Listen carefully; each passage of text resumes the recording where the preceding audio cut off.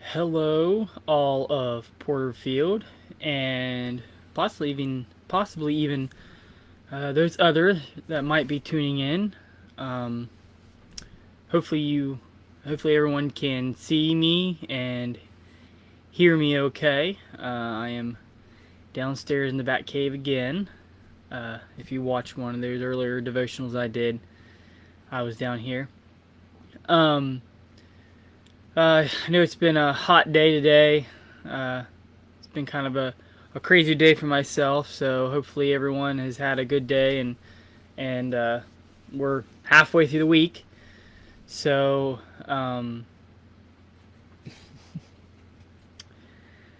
just got to keep pushing through into the rest of the week until we get to this awesome weekend, which I know it's not going to be the most ideal 4th of July weekend that we're accustomed to, but just more time to even just spend with close family and close friends, uh, and different things like that. And that's kind of like our plan, and to kind of be able to spend time with family.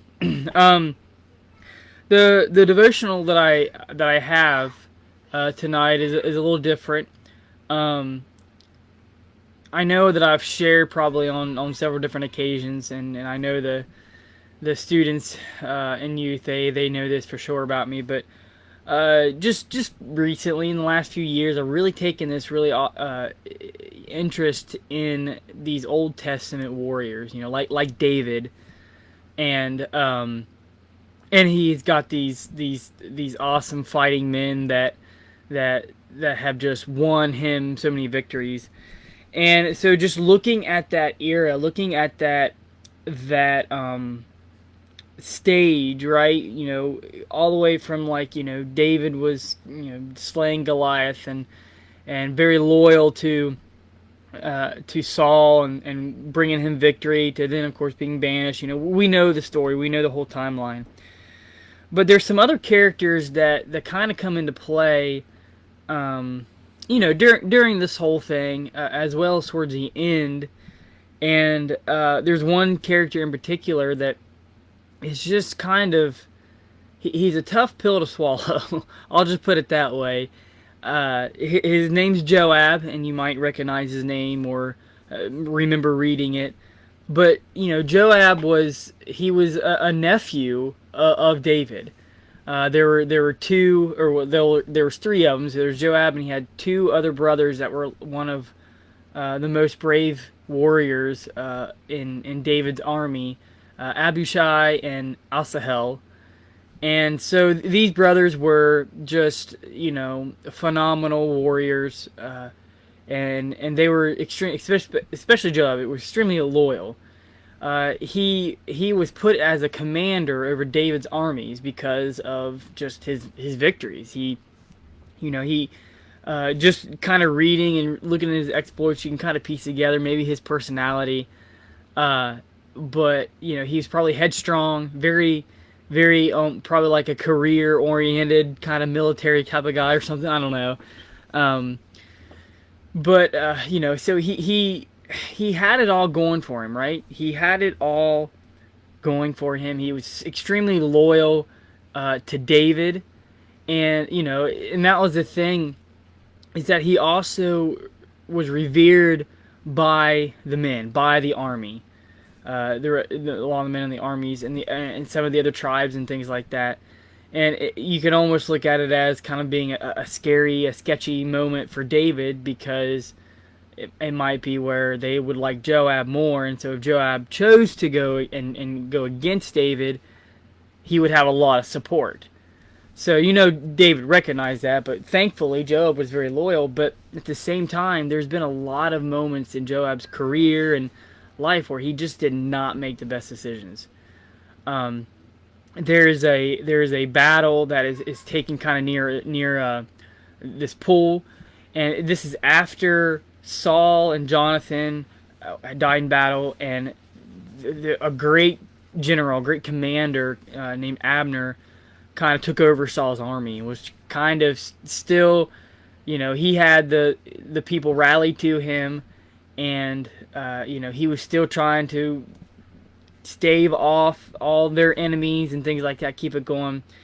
And at one point in time, and David's still a rebel, right? And his murdering, thieving bandits, of his army, So they come together and they're meeting around this pool, and as they tend to kind of do back then, instead of just an all-out army versus army kind of battle, they picked about 12 men each and let them kind of go at it with no weapons, type of things like that. Well, leave it to a situation like that to where someone takes advantage of it. They ended up pulling daggers and things like that on each other, and it ended up becoming a huge battle and very gruesome. A lot of Hebrew brothers' lives lost for kind of no reason. And what had happened is Abner, still he kind of ran off because he's still trying to be this commander, and if he falls in battle, then it's all going to be disbanded. So he's running, kind of retreating. Asahel was known as this. He's so super fast. He said here, Joab, Abishai, Asahel. Now Asahel was as fleet-footed as a wild gazelle. He chased Abner, turning neither to the right nor to the left as he pursued him. So he was super fast, right? So he's pursuing Abner, and being one of the younger brothers, you can imagine that he's trying to get his own glory, his own fame, and what better way than getting this famed general, capturing him or even killing him, and having that as a badge of honor to kind of wear and display. So he's chasing Abner down, and even though Abner might be an older general, he's still a war veteran, right? But it says, in 2 Samuel chapter 2 is what I'm reading out of, as Asahel is chasing him, Abner looked behind him and asked, "Is that you, Asahel?" So he's kind of running and kind of trying to look behind, but not get caught. And Asahel yelled, "It is." And he said, "Turn aside to the right, take one of the young men and strip him of his weapons." But Asahel would not stop chasing him, so he's trying to deter Asahel from chasing him. Basically, he did not want to do this. He even warned Asahel, "Stop chasing me. Why should I strike you down? How could I look at your brother Joab in the face?" So these men, they know each other. One point in time they fought together, and they know Abner being this great commander, but they're enemies right now. And Asahel is seeing this glory of chasing down this mighty enemy and getting glory for himself, and Abner does not want anything to do with it. But eventually what happens is that he defends himself, and he takes the butt of his spear and impales Asahel, and he dies. And it's so sad because Abner is upset by this. And he continues to go on, and of course when Joab and Abishai catch up, and they find him, Joab, they're livid, right? They're totally upset, and reasonably so. Although this is war, it's bound to happen. So there is one of the major times right there where Joab starts to. I'm doing something now, honey. Okay, go get mommy. Yeah.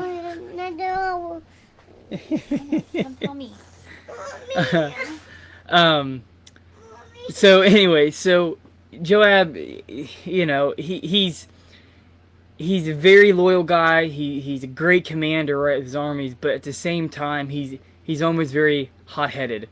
And so the death of his brother by Abner's hands just did not do well at all. And of course, so there's resistance back and forth for a while, but eventually what happens is Abner decides to, kind of secede to David. He goes over to David. He says, "Okay, you know what? You are he finally accepts you are going to be the better man to protect our people and to protect this land and things like that.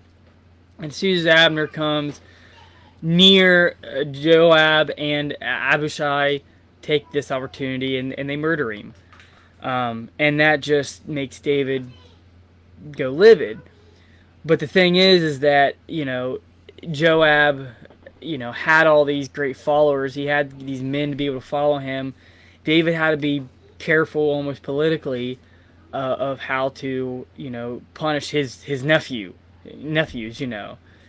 And so, anyway, Joab makes some very questionable decisions in his life and his career, and he has all these faults, right, that we can read and through scriptures and kind of see, but he's a very capable man of war, and he's very valiant in the battlefield, and it was a lot of times him that really helped win these victories for David and different things like that, like actually getting Jerusalem from the Jebusites and things like that, claiming that.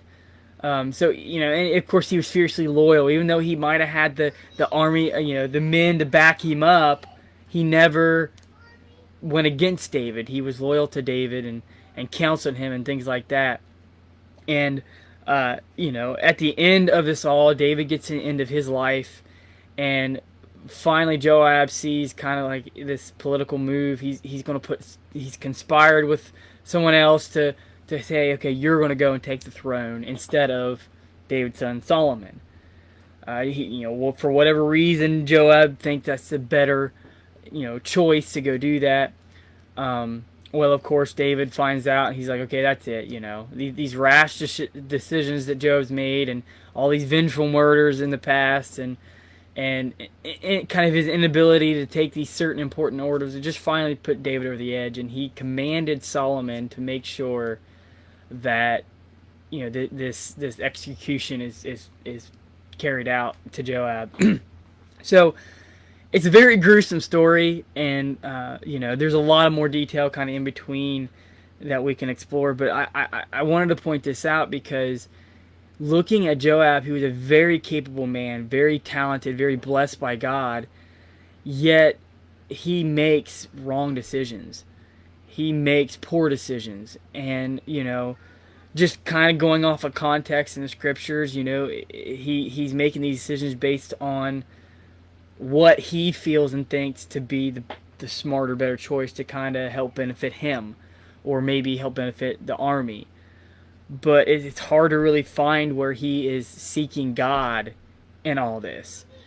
And even though God blessed him with all these amazing gifts and all these amazing, being this valiant warrior, he still fell short because of his decisions. And so, looking at our lives, God can bless us every day. God can bestow upon us these amazing talents and abilities, but we have to be sure that we're not making rash decisions like Joab.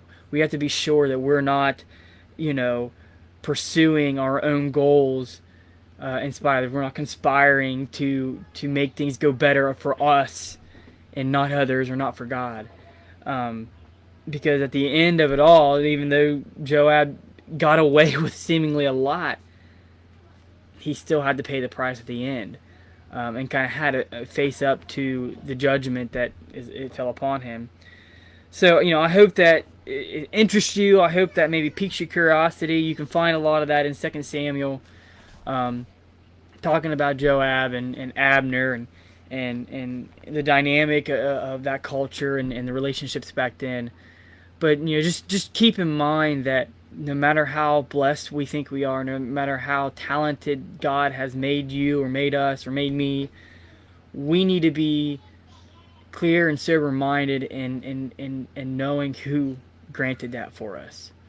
If Joab would have realized that it was Yahweh, if it was God blessing him, then maybe he wouldn't have made those decisions. Maybe he wouldn't have been selfish or prideful, and he could have been amazing, right? Things could have been turned out a little bit differently. And he, like I said, he won victories. He helped David become victorious, but at the same time, he did a lot of things out of his own pride. So I hope that challenges you. I hope that, like I said, interests you and kind of piques your curiosity a little bit to kind of dive a little bit deeper. Let me just say a quick prayer, and thank you so much for sticking with this. And hopefully, if you didn't catch the live, you were able to go back and pick up this little story, this little nugget here. But let me just say a quick prayer. God, thank you so much for today. Thank you for your blessings, Lord, and thank you for how you just give us these people and these stories and these events for us to explore and to dive deeper in, God, so that we can take them and apply them to our lives today and learn from them, God. As great as a man that Joab was, he had his faults. And we look to ourselves as that as well. No matter how well you bless us and give us talents, God, that there are times where we become selfish. We have that vengeful spirit inside of us, or we take matters in our own hands for our own benefit, God, and it seemingly throws away your blessings in our life.